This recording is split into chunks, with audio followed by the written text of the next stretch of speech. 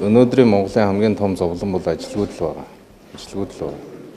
Тэгэхээр ажлын байрыг бий болгох чиглэлийн бүтцээ бодохгүй болвол зүгээр энэ үүргийг энд хариуцуулъя, тэр үүргийг тэрэнд хариуцуулъя гэдээ ингэ явчих боломгүй байна.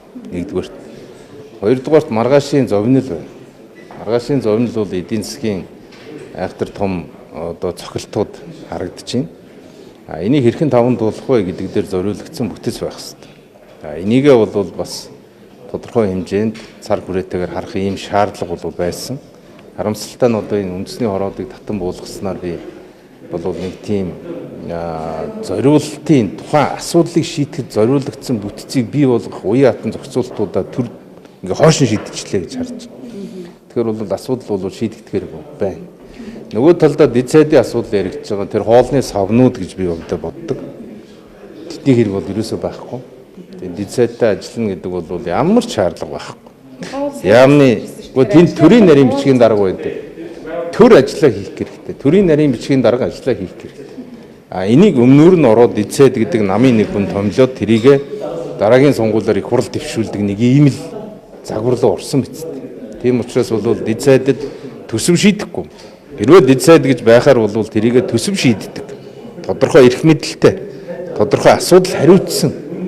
Мөн үү? Татвар бууруулахад зориулагдсан дэд сайд байж болно шүү дээ. Гэх мэтлэн жоохон тийм урагшаа харж явахгүй бол яг л хуучин шигээ нэг намынхаа хэдэн гишүүний найз нөхдийг сонгуульд явсан менежерийг л дэд сайд болгоод тэр нь тэгээ цаашаага дараагийн улс төрөө хийгээ явдаг ийм ард түмний мөнгөөр зүгээр улс төрчдийг бэлддэг курс байхгүй. Тийм учраас манай засгийн газар дэд сайд аваагүй шүү дээ. Эдийн засаг хөгжлийн яам 28 газар хэлцээний даргатай байсан гэж шүү дээ. Энийг ер нь том эдийн засаг хөгжлийн яам бол өөрөө их том бүтцтэй.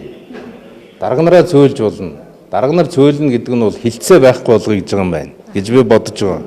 Газруудаа алга болгоё гэж байгаа юм байна гэж бодож байгаа. Газруудыг алга болгосноор ажлынх нь үнэлгээ сайжирчээвэл тэр хүний л асуудал. Би хувьдаа дарга төрүүлэх гэсэн бүтэц бол хийгээгүй.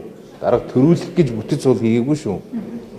Дарга гэдэг чинь хэн юм бэ гэвэл тэр агентлаг дээр байгаа дарга нарыг хэлж байгаа. Төрүүлэх гэдэг байгаа тэр дэд сайдыг чинь хэлж байгаа. Хоосон ажил хийдгүү хүмүүсийг яриад байна шүү дээ.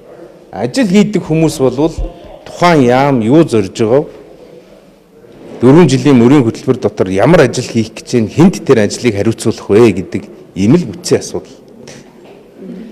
14,400 төрийн албан арчийг цомгохын гэж ийм боломж ер нь байна уу? Бага.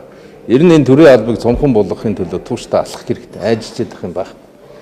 Гол нь цомготхол өөрөө төрийн үйлчлэгийг чанаржуулна. Би бол тэрэнд эргэлзэхгүй. Өнөөдөр төрийн алба нэртэй компьютер тоглоал өдөржингөө суудаг хүмүүс маш их байна. Монгол Ардын намын нэрээр төрж шургалсан хувилзууд маш их болсон.